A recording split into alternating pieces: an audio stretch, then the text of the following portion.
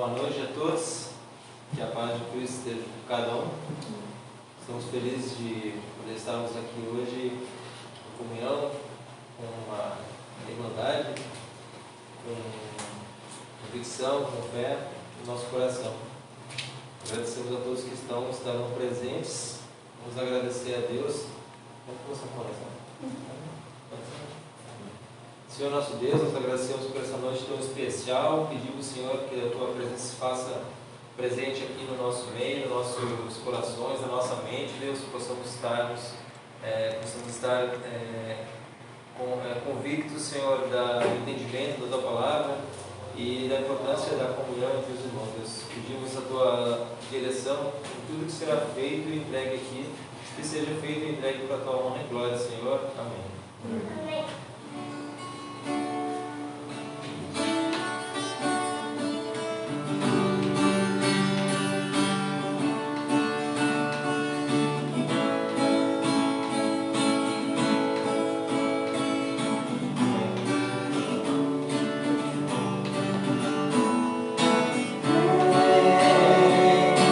Essa é a hora da adoração.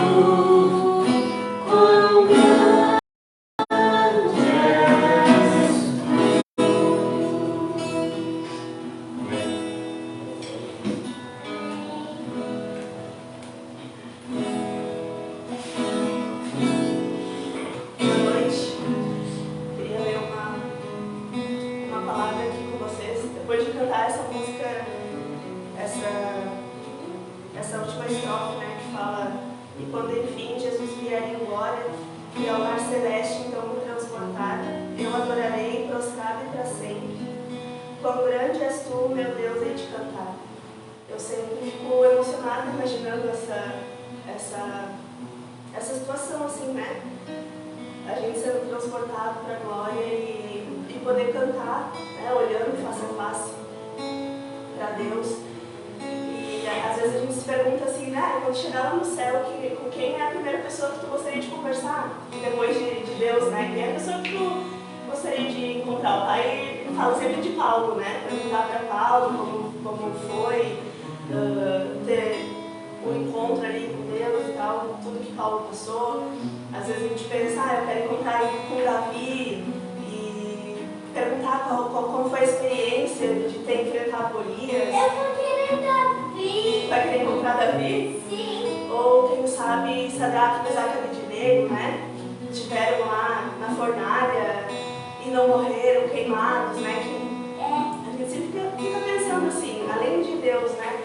A gente vai ter tantas experiências para trocar, a gente vai querer saber tanto como foi ter passado por cada uma dessas histórias que a gente tanto ouve e pensa, nossa, como a glória de Deus foi manifestada naquele momento, né? Como a glória de Deus foi manifestada na fornalha que o rei e as outras pessoas enxergaram 4 pessoas lá dentro, sendo que só tinha 3. Como a glória de Deus foi manifestada na cova dos leões, quando Daniel foi lançado lá e no outro dia ele saiu de lá com vida. Eu vou dar uma sugestão, eu vou dançar aqui. Tá. Então, a gente vê a glória de Deus se manifestando nesses momentos. Na vida de Sansão, que Sansão, com aquele cabelão que revelou a força dele para uma mulher e Deus tirou a força dele. Agora deixa a mãe falar, tá? Porque a mulher cortou o cabelo. Então, a gente sempre vê nessas histórias a glória de Deus sendo revelada e fica pensando, como será que é isso? E eu queria convidar vocês a lerem Colossenses 1, Noé com os árvore. versículos 26 e 28. O Joaquim pegou e cacete todo mundo.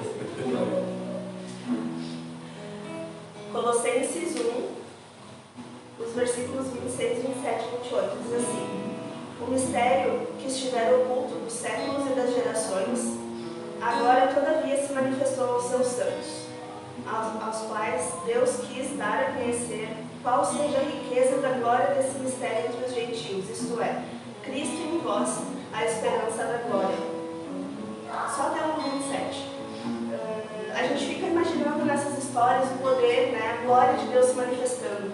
E aqui diz que Cristo em nós é a esperança da glória.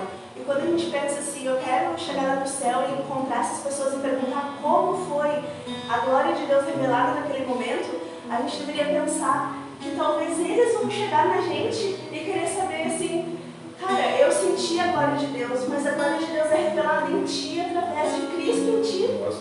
Sabe? A gente quer encontrar com eles e claro, vai ser maravilhoso, mas a gente nunca para pensar que essa glória que esteve lá na fornalha, que esteve lá na cova, que esteve lá em Davi, quando ele venceu Golias, hoje ela se faz presente em nós.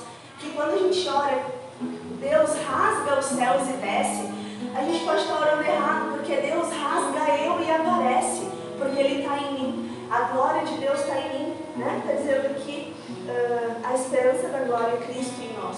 Então eu preciso, né, me rasgar para que a glória de Deus apareça através da minha vida. Tu precisa te rasgar para que a glória de Cristo, né, apareça através da tua vida. Então a glória, ela não é mais algo distante que os nossos antepassados sentiam ou até viveram em alguns determinados momentos da sua vida. A gente tem essa glória dentro de nós e é uma experiência que eles não tiveram. Nós não vivemos as experiências que eles viveram, muitas vezes a gente se frustra. Eu não vejo tantos milagres e tantas maravilhas quanto no tempo da Bíblia. Eu não vejo Deus se manifestando na minha vida como Ele se manifestou na vida de tantas pessoas. Mas, cara, Ele está dentro de nós. A glória dEle se manifestou em nós através de Cristo. E nós podemos manifestar essa glória no mundo quando a gente se rasga e deixa que a glória dEle apareça através das nossas vidas. Então, eu queria te levar a pensar hoje, né? Te fazer pensar um pouquinho quanto a gente tem se negado para deixar que a glória de Deus apareça? Quanto a gente tem deixado a nossa vontade de lado para deixar que a vontade de Deus apareça através de nós, essa vontade que é boa, perfeita e agradável. E se a gente pensar em Jesus lá nos últimos momentos da sua vida, ele teve um momento em que ele, falando com os discípulos, ele disse, né, eu preciso me preparar porque a minha hora está chegando, né, eu vou me entregar, vou morrer. E Pedro olha para ele e disse, capaz, Jesus, isso não vai acontecer, capaz que Deus vai deixar que isso aconteça. E Jesus repreende um amigo dele naquele momento, porque ele sabe que isso precisa acontecer. Pode não ser a vontade dele, mas é a vontade de Deus. Então, um amigo de Jesus estava tentando desvirtuar a vontade de Deus na vida de Jesus. Já quando Judas chega e entrega Jesus, Judas, o traidor, Pedro tenta afastar Judas e Jesus não deixa. Por mais que seja o traidor, naquele momento é o traidor que está fazendo com que a vontade de Deus prevaleça na vida de Jesus.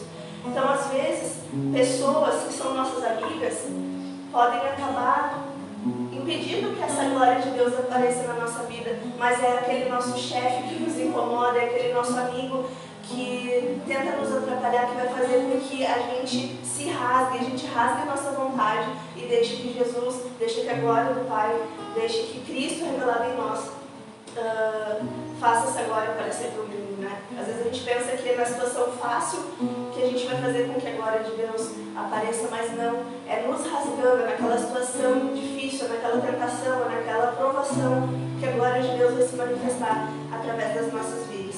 Que a gente entenda que Cristo não é mais algo distante, algo que vai vir do céu. A glória de Deus não vai vir só do céu, ela pode vir de dentro de nós quando a gente se rasgar e deixar que a vontade dele prevaleça nas nossas vidas. Pai, obrigada porque a gente pode ter essa glória, a gente pode ter Cristo em nós e através de Cristo nas nossas vidas a gente pode revelar a Tua glória. Que a gente possa, Senhor, a cada dia nos rasgar, Senhor, e deixar que a Tua glória seja vista pelo mundo através das nossas vidas. Que a gente possa abrir mão das nossas vontades, daquilo que parece certo aos nossos olhos, para cumprir a Tua vontade, que, como a Tua palavra diz, é boa, perfeita e agradável. Que a gente possa, Senhor, morrer a cada dia para nós mesmos e deixar, Senhor, que Tu viva em nós, para que a Tua glória resplandeça através de nós, Pai. É o que eu te peço nessa noite, desde já te agradeço. Em nome de Jesus. Amém.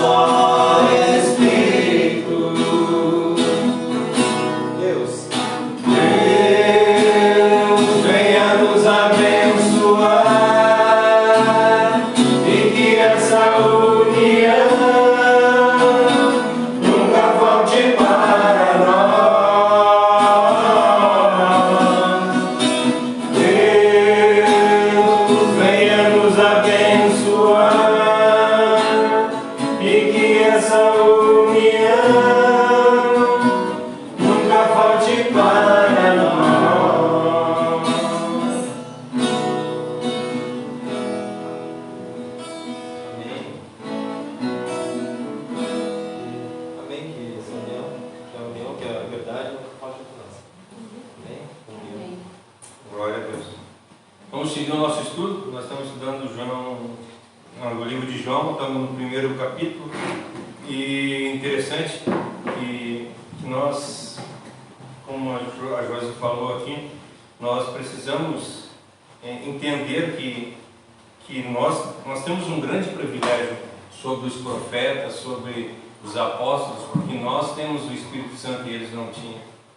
E eu acho que isso que João tentou mostrar para nós quando ele quis falar a respeito de João, dizer que no princípio era o verbo, né? Vamos ler João capítulo 1, do versículo 1 ao versículo 5, é o que nós estamos estudando agora. Semana passada nós falamos a respeito do capítulo 1, do versículo 1, e hoje nós vamos entrar no versículo 2.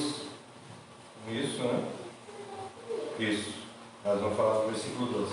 Então, o versículo 1 diz para nós assim, ó: no começo, aquele que era a palavra já existia. Ele estava com Deus e ele era Deus. Desde o princípio a palavra estava com Deus, e por meio da palavra Deus fez todas as coisas, e nada do que existe foi feito sem ela. A palavra era a fonte de vida, e a vida trouxe luz a todas as pessoas, e essa luz brilha na escuridão, e a escuridão não conseguiu apagá-la. Paizinho, queremos erguer mais uma vez a nossa oração à tua presença, te agradecendo pela palavra que tu nos deixou, que nós aprendamos e possamos colocar ela em prática no nosso viver verdadeiramente. Obrigado por tudo, eu te agradeço, em nome de Jesus. Amém. Amém. Não, na semana passada nós falamos da 2, né? Nós estamos no 3, o 2 nós falamos na semana passada, isso aí. Nós estamos no capítulo, no verso 3 agora. O verso 3 ele começa para nós assim dizendo, ó: por meio da palavra Deus fez todas as coisas, e nada do que existe foi feito sem ela. Quando nós chegamos aqui no versículo 3, nós vemos que já foi afirmado 2 vezes a respeito do que a palavra era Deus, que o discurso era Deus, o que nós estudamos, né? Quando a gente pronuncia alguma coisa, o ato de falar alguma coisa, essa é a palavra a qual foi falada. Essa é o verbo é a coisa que acontece. Ou seja, ele afirmou que ele já existia desde o princípio e falou a respeito de uma essência eterna, né, que vive desde sempre. E agora ele quer provar a divindade da palavra, a divindade de Jesus Cristo, nesse versículo por intermédio da obra, não mais a respeito. Agora ele está dizendo para nós que ela já existia desde o início e todas as coisas que existem foi por intermédio dela. Ou seja, agora ele está mostrando que a divindade de Cristo vai ser exposta por intermédio das obras a qual Cristo vai fazer. Antes ele afirmou sobre a criação, que o verbo já existia desde o princípio, que tudo existe, que Cristo existe desde o início e a criação não. A criação teve um início, foi isso que nós vemos no versículo 1, 2 e agora nós estamos chegando no versículo 3, e que isso tudo que foi criado não é eterno. Ou seja, o Deus é eterno e tudo que ele criou não é eterno, tudo teve uma criação. Então, Deus criou o mundo, e isso que ele está falando, por intermédio do Filho. Isso está em Colossenses 1,16, que diz para nós assim, ó: pois por meio dele Deus criou tudo, nos céus e na terra, tanto que se vê quanto que não se vê, inclusive todos os poderes espirituais, as forças e os governos e as autoridades, e por meio dele e para ele Deus criou todo o universo. Isso a gente vê a maravilha que quando João está falando para nós que Jesus é Deus, e está dizendo que todas as coisas foram feitas por ele e para ele e por intermédio dele. Ou seja, tudo que foi criado, quer que seja visível ou invisível, foi criado por Deus por intermédio de Jesus Cristo. Isso nós temos que ter em nosso pensamento. Ou seja, tudo que foi feito teve um começo. Tudo que foi feito foi produzido e criado pela palavra. Ou seja, tudo foi feito por Jesus Cristo. E isso que nós temos que compreender. Então, o modo correto dessa expressão seria que Deus Pai criou todas as coisas por intermédio do Filho Cristo Jesus. E quando nós vemos que tudo foi criado por intermédio de Jesus Cristo, e esse mesmo Jesus Cristo se fez homem e veio aqui entregar a vida por nós, isso deveria nos constranger de uma forma tão grande. Nós deveríamos ter um agradecimento tão grande dentro do nosso coração. Como a Josi falou, que nós temos a ideia de um dia chegar no céu e encontrar com todas essas pessoas, encontrar com Paulo, com João, com Abraão, com todos os mártires que viveram depois de Cristo também. Imagina a gente encontrar com Lutero, com Spurgeon, encontrar com todos esses nomes que nós temos, que servem para nós de forma de olhar para ver os puritanos do século passado que viveram uma vida correta, e aí nós olhamos e vamos encontrar com ele e saber que todas essas pessoas só vão estar no céu por causa do sacrifício de Cristo na cruz do Calvário. E aí nós vemos a paixão que João fala a respeito disso, que diz que foi tudo feito por ele, para ele e por intermédio dele. E mesmo assim ele não usurpou ser Deus e fez-se homem e veio morrer na cruz do Calvário para nos dar tamanha salvação. Isso é de uma grandiosidade, é de uma coisa tão grande. Ou seja, aquele que criou todas as coisas. Gente, não é... às vezes a gente pensa assim, eu tenho os meus filhos, a Josi tem os filhos dela, a Josi e o Felipe, o Anderson tem os filhos dele, todos nós temos os nossos filhos, e nós temos uma responsabilidade pelos nossos filhos. E aí nós olhamos, quando vemos Cristo, quando vemos Deus, Ele criou todas as coisas, tudo foi criado por intermédio dele. Agora no próximo versículo nós vamos ver que foi que ele é responsável por toda a vida, ou seja, tudo que existe é por intermédio da responsabilidade dele, o sopro dele, o amor dele, tudo foi por causa desse amor que ele teve, ele fez. Não é que um dia Deus estava lá sem fazer nada e disse, cara, eu vou criar um homem lá para me incomodar um pouco. Não, não foi por isso.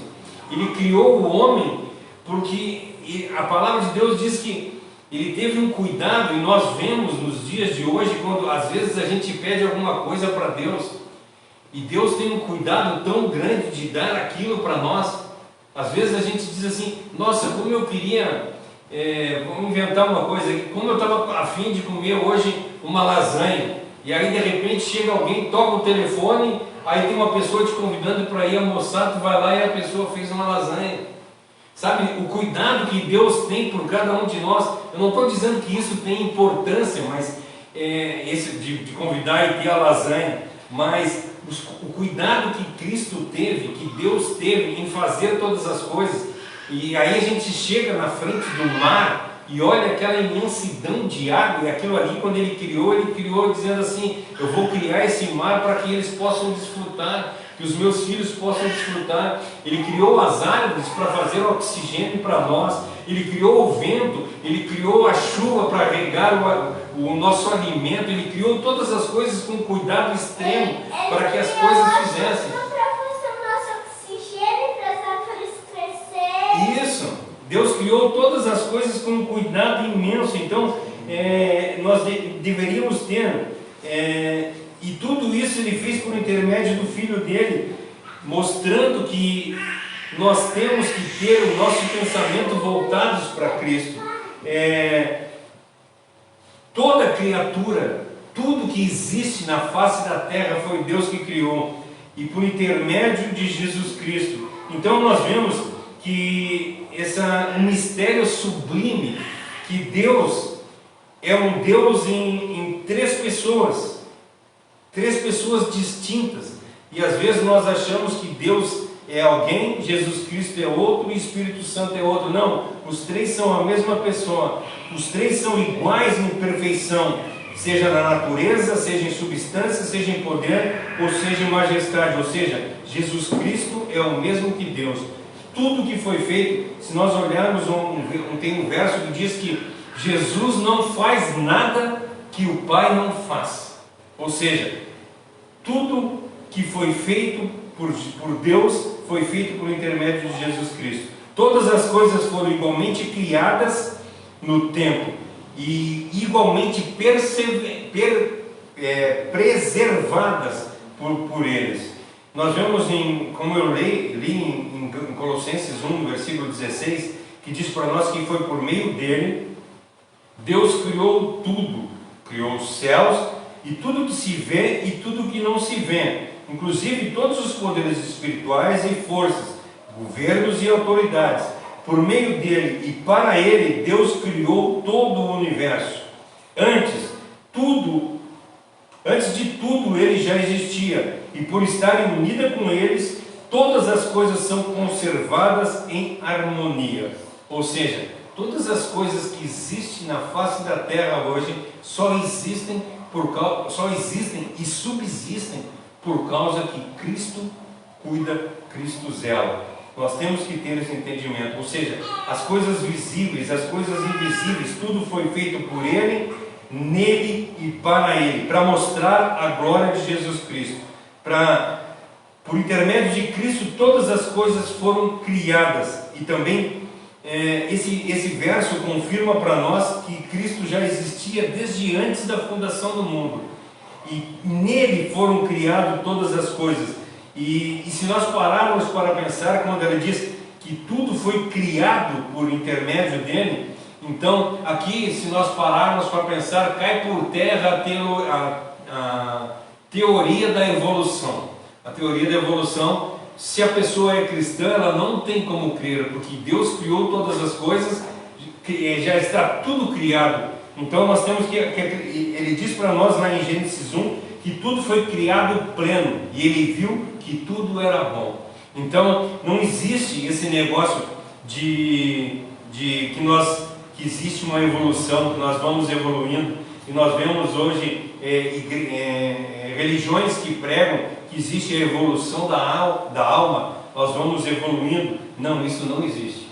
Deus fez tudo de acordo com a vontade dele, mas ele cuida para que tudo exista. Ou seja, ele fala, lá em João 5,17, que o Pai trabalha até hoje, o Pai continua trabalhando, ou seja, ele fica cuidando para que todas as coisas aconteçam. Aí no versículo 4, ele entra dizendo assim: a palavra era a fonte de vida. Essa palavra ela conecta com o versículo anterior, ou seja, todas as coisas foram feitas por ele, para ele e por ele. Ou seja, tudo que foi feito tinha vida em Jesus Cristo. Embora nós olhando para a vida vegetal, nós olhando para a vida animal, nós olhando para a nossa vida intelectual, tudo é por causa dele. A palavra de Deus diz para nós que ele soprou vida em nós. Ou seja, se nós vivemos hoje, nós vivemos por causa de Jesus Cristo. O nosso sopro de vida que nós temos é Cristo que tem colocado em nós. Aqui ele está dizendo que a palavra já possuía vida, ou seja, Jesus Cristo já possuía vida, nós não. Aí ele fez o homem do barro e soprou nas narinas do homem. Então, todas as coisas existem por intermédio de Jesus Cristo. João 5,26 diz para nós assim: então Jesus disse a eles: o meu Pai trabalha até hoje. Assim como o Pai é a fonte de vida, assim também o Filho é a fonte de vida. Então, tudo que existe nessa terra, a nossa vida, o nosso viver, tudo é por intermédio dessa fonte de vida. O homem depende completamente de Deus para viver. A nossa existência física e espiritual depende do prover de Deus no nosso viver. Deus colocou em nós esse sopro de vida.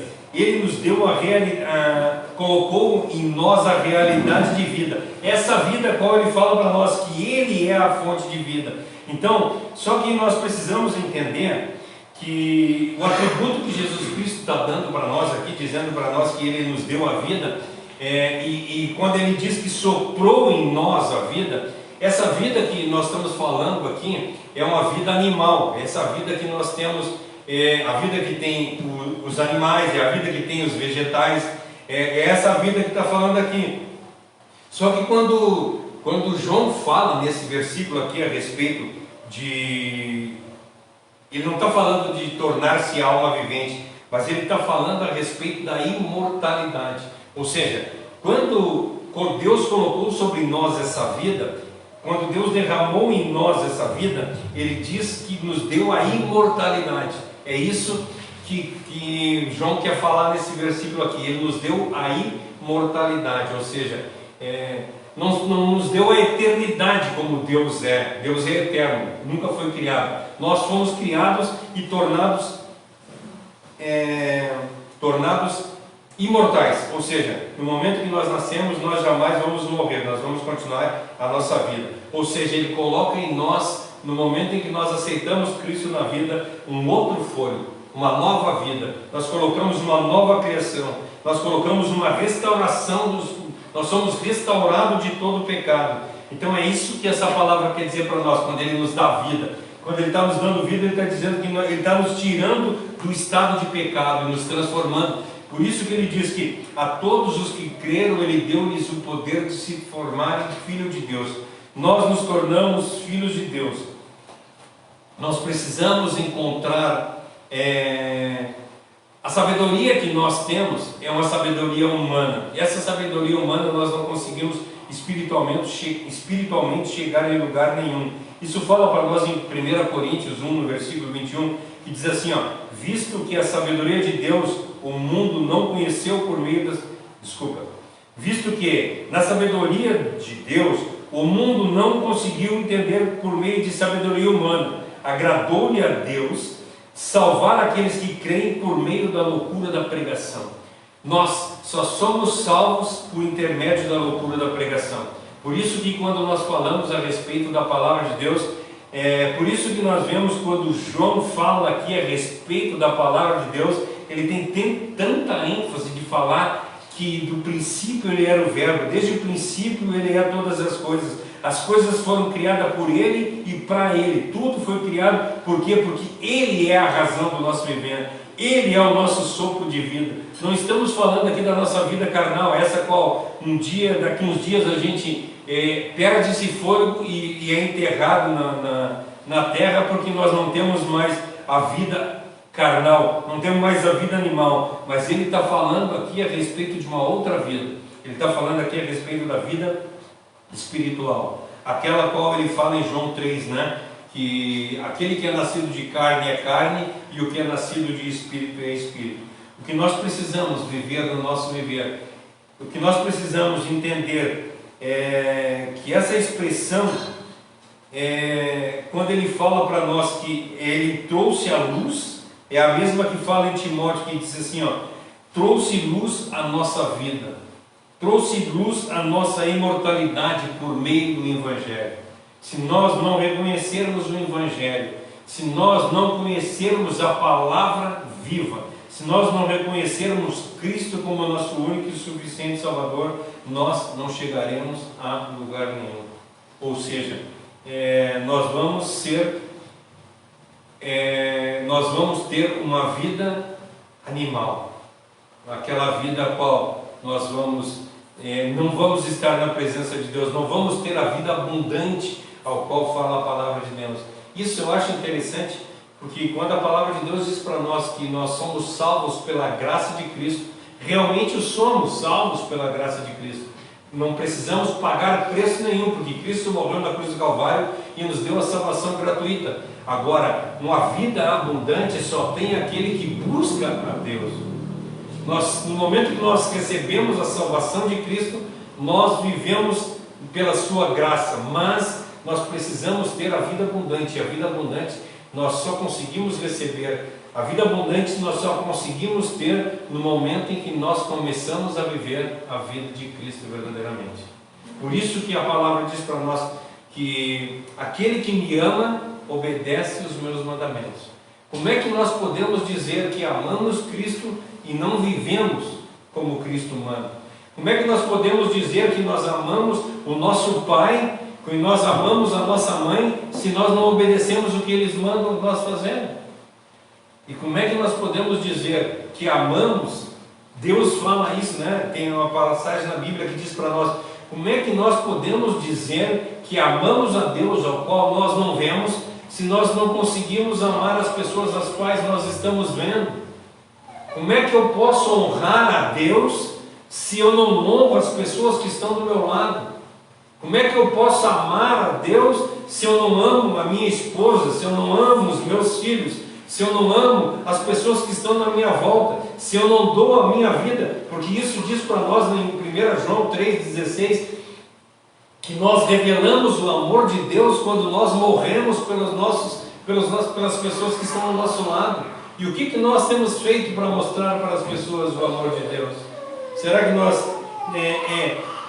nós temos levado, como o João diz para nós aqui, que levou, agora nós entramos na parte B, e essa vida trouxe luz para as pessoas. Jesus Cristo veio ao mundo, morreu na cruz do Calvário e derramou sobre nós a vida, ou seja, nós tínhamos uma vida animal e Ele coloca sobre a nossa vida a vida espiritual, ou seja, nós deixamos de viver uma vida carnal, nós já não vivemos mais em carne, nós não somos mais carne, mas nós nascemos do Espírito e começamos a ser Espírito. E quando nós somos Espírito, nós temos que mostrar para as pessoas isso, ou seja, nós precisamos ser embaixadores de Cristo aqui na terra. Então tudo que nós fizermos, nós temos que mostrar para a pessoa a salvação que Cristo colocou no nosso viver. Nós temos que ser alegres, nós temos que mostrar para as pessoas como é gostoso viver a vida cristã. Sabe, eu vejo às vezes as pessoas dando testemunho nas igrejas da seguinte forma: antes eu fazia isso, eu fazia aquilo, eu fazia aquele outro, e aí agora eu me converti em Cristo, agora eu não faço mais nada disso. Parece que a pessoa se entristece. O testemunho das pessoas parece triste, né? Antes eu fazia festa, eu ia para isso, eu fazia aquilo, eu fazia aquele outro. Agora não, agora eu sou crente. Ou seja, parece que ser crente é uma tristeza. E não é isso que a palavra de Deus diz para nós. A palavra de Deus diz para nós que no momento em que nós aceitamos Cristo, nós temos vida e a temos em abundância. E por que quando a gente vai dar um testemunho, a gente fala para as pessoas como se nós deixamos de viver quando nós nos tornamos cristãos? Exatamente por isso, porque nós não vemos essa vida abundante, nós não vemos alegria nas coisas de Deus, nós não vemos que essa vida implementada, a qual está dita aqui, que Ele era a luz, e Ele trouxe para nós, e Ele trouxe a luz para todas as pessoas. Ou seja, no momento que eu tenho essa luz, eu deixo de ser. Quando a gente falou aqui a respeito do Sermão do Monte, e que a palavra de Deus diz para nós que nós temos que ser luz para o mundo, então nós somos luz, nós vamos clarear as pessoas. Não é isso que a palavra de Deus diz para nós. A palavra de Deus está dizendo para nós que eu gosto de usar muito o exemplo da lanterna. A lanterna ela tem uma parte que é convexa, né? Ela é convexa? É côncava? Não, ela é côncava, né? Isso, então, ela é côncava, então. A lanterna é côncava. E ela é prateada de todos os lados. E a luz fica no meio. A luz clareia e joga essa luz naquelas partes que é côncava e joga a luz para frente. É exatamente isso que nós devemos ser. Nós não temos luz própria. É interessante quando nós olhamos para a lua e enxergamos a lua. Ela é iluminada, mas ela não tem iluminação nenhuma. Ela simplesmente irradia a luz que o sol joga nela. E nós somos a mesma coisa. Nós temos que ser espelhos que refletem a luz de Cristo. Então, quando a palavra de Deus fala para nós que Cristo é a luz e Ele veio clarear todas as trevas desse mundo, Ele está dizendo para nós que nós temos que irradiar essa luz. Nós temos que levar essa luz para todas as pessoas, para que as pessoas possam ver o quão maravilhoso Cristo é. Então, nós precisamos entender essa parte. Essa luz, e quando nós vemos, quando ela está falando a respeito de luz, isso é interessante. Ô Joaquim, vem aqui para mim, eu quero que tu faça um favor para mim aqui. Para eu falar a respeito de luz, desliga a luz para mim ali um pouquinho, faz favor. Olha, acabou-se a luz. Quando a luz apaga, nós não conseguimos enxergar nada. Nada é revelado. Pode acender a luz ali de novo, Joaquim. Então, o que eu gostaria que vocês entendessem isso, nossa, agora deu uma clareada e deu um foco de luz ali. Então, assim, quando a gente está falando a respeito da luz, é exatamente isso, a luz revela todas as coisas. E então, quando Cristo diz para nós que Ele é a luz que revela todas as coisas, Ele quer mostrar isso. A luz revela, a luz mostra, ela nos dá poder para discernir as formas. Qual a distância que está as coisas, qual é a magnitude de cada coisa.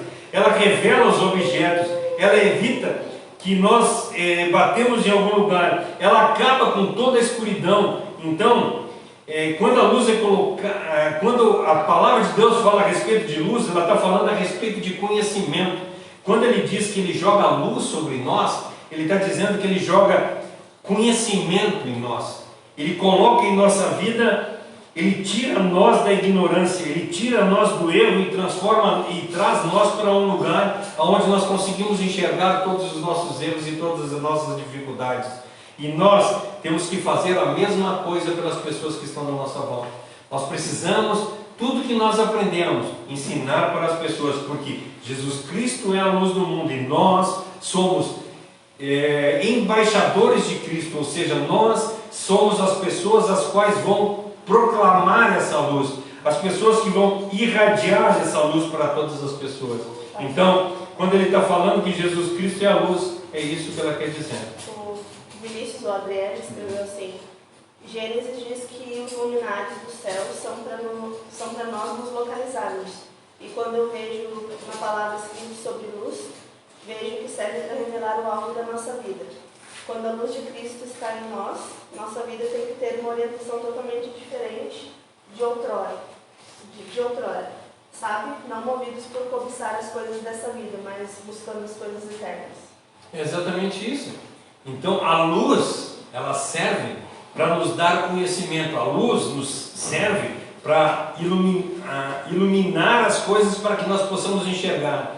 Assim como falamos a respeito do espelho, que quando a gente olha para o espelho a gente vê as nossas imperfeições, se nós estivermos diante do espelho e não tiver luz que clareie, nós não vamos conseguir enxergar os nossos erros. Então, quando ele está falando isso, ele está dizendo que ele vai colocar em nós revelação, ele vai colocar em nós conhecimento, ele vai colocar em nós condição de saber o que é certo e o que é errado. Então, quando ele está falando a respeito disso aqui, que ele vai jogar luz sobre nós, é isso que ele está dizendo. Salmos, versículo 36, Salmo, no capítulo 36 e no versículo 9, diz para nós assim, ó: porque em ti está o manancial da vida, a luz a qual nós veremos. Ou seja, Jesus Cristo é a luz, Jesus Cristo é o manancial, Ele é a luz, e Ele mesmo se declara: eu sou a luz do mundo. Então nós precisamos ter esse entendimento. A morte cessa, as trevas se dissipam quando a luz entra dentro de nós. Nós precisamos ter essa luz, nós precisamos ter Cristo dentro do nosso coração. E aí no versículo 5 termina essa parte dizendo assim, ó: a luz brilha na escuridão e a escuridão não consegue apagá-la. Em outra tradução diz para nós assim, ó: a luz resplandece nas trevas. Quando a palavra de Deus fala a respeito de trevas, ela está falando a respeito de ignorância. A ignorância que eu digo é a respeito de não conhecimento, a respeito de culpa, a respeito de miséria. Então, se no momento em que é jogado sobre nós a luz, se dissipa toda a ignorância, se dissipa a culpa que tem na nossa vida, se dissipa toda a miséria. A luz brilha e acaba com as trevas no nosso vivendo. Acaba-se os problemas a qual nós tínhamos. Mais uma vez eu quero que vocês entendam, quando eu falo que os nossos problemas acabam, nós não estamos falando de coisa temporal. Nós não estamos falando que eu não vou ter mais dificuldade financeira. Eu não estou falando que no momento que eu me converter a Cristo, eu e a minha esposa não vamos mais ter brigas no casamento, desavenças no casamento. Eu e os meus filhos não vamos ter mais nenhuma divergência entre nós. Eu e as pessoas, não é isso que eu estou falando. No momento em que Jesus entra no nosso viver, a nossa forma de pensar muda completamente. Nós somos iluminados e nós começamos a ver de uma outra forma, ou seja, as coisas temporais deixam de ter valor no nosso viver. Então no momento que nós nos convertemos a Cristo não tem mais importância, a gente pode morar em qualquer lugar, pode vestir qualquer coisa. Não é isso que eu estou falando. É interessante que a palavra de Deus diz para nós que nós temos que ter com a formiga, nós temos que trabalhar, nós temos que ganhar o pão de cada dia. O problema é aonde que nós temos colocado os valores principais do nosso viver. Então, o que esses 5 primeiros versículos quer dizer para nós é que nós precisamos dessa luz colocada na nossa vida, para que a ignorância espiritual saia de nós, as trevas que existem sobre nós sejam repelidas de nós com essa luz. Então, e aonde Cristo entra, a luz, as trevas não têm poder nenhum. A nação judaica, ela sempre serviu para o mundo como luz. Nós estamos há 2000 anos depois da morte de Jesus Cristo. Nós estamos há 4000 anos, 6000 anos de Adão e Eva. Nós estamos há 4000 anos do dilúvio. E a palavra nunca sumiu. A luz nunca foi dissipada. A luz nunca foi eclipsada. Quando o sol, a lua passa na frente do sol, existe um eclipse e esse eclipse escurece toda a terra. E as trevas nunca conseguiram fazer isso sobre a luz de Cristo, sobre o poder de Cristo, porque Deus sempre teve na terra pessoas a qual mostravam a luz. Nós vemos sempre histórias de profetas, sempre teve profetas, sempre teve apóstolos, sempre teve pessoas que conheceram, ou seja, Jesus Cristo sempre esteve colocando luz no mundo em pessoas. E hoje Ele está convidando a nós para que nós sejamos essa luz desse mundo.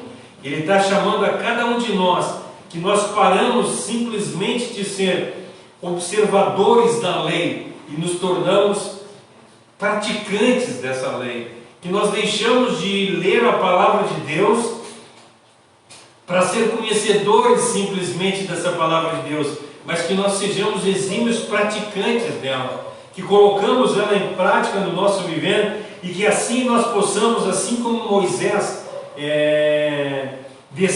quando Moisés desceu do Monte Sinai com as placas da lei, a palavra revela para nós que o rosto dele refletia, emanava a luz. E esse é o convite que eu quero fazer para todos nós nessa noite, que nós possamos refletir a luz de Cristo, que nós possamos fazer a vontade de Cristo e as pessoas possam olhar para nós e ver que existe Cristo no nosso viver. É isso.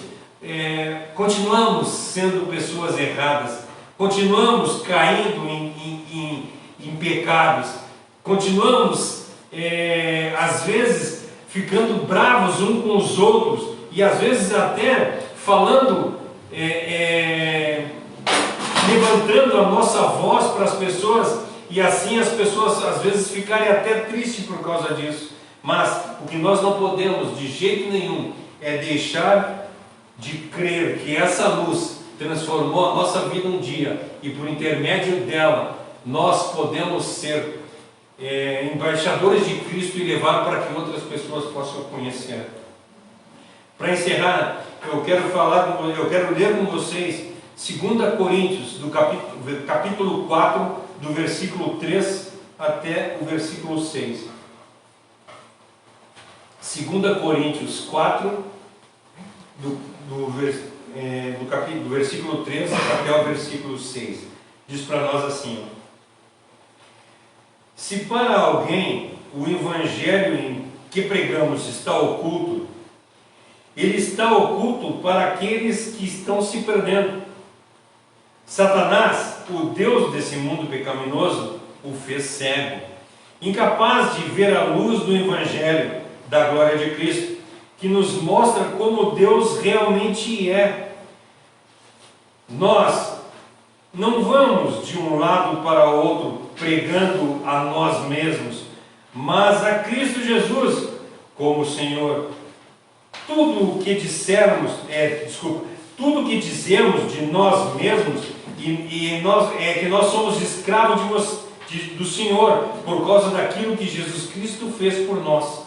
Pois Deus, que disse: haja luz na escuridão, nos fez compreender que é o brilho da sua glória que se vê no seu rosto é Jesus Cristo. Então, essa palavra quer dizer para nós que se alguém não está conseguindo entender o Evangelho, se para alguém esse Evangelho está oculto, não é por causa que o Evangelho esteja oculto, mas é porque Cristo ainda não se revelou para essa pessoa. Então, por isso que às vezes nós queremos que as pessoas entendam que não adianta nada a gente ir dentro da casa das pessoas e querer enfiar o Evangelho goela abaixo das pessoas, porque esse Evangelho ainda está oculto para eles. Eles ainda não têm a compreensão, como fala no versículo 4, Satanás, o Deus desse mundo pecaminoso, os fez cego. Eles estão cegos ainda.